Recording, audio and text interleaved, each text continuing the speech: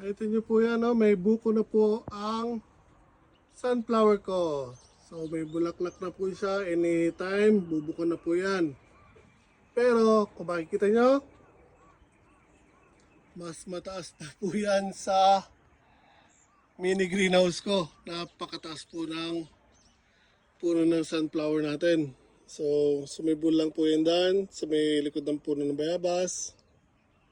Ayan, so nalaglag po siguro yan nung hinarvest natin yung mga seeds ng sunflower last year. And may tumubo po dyan. Meron din po isa pa dito. Ayan. Pero ito hindi gaano kataas. Nakabuka na po siya. Pero nakabaluktot ang puno niya kasi naliliman ng ibang mga halaman natin. Kaya naghanap siya ng sikat ng araw. Sunflower sa garden.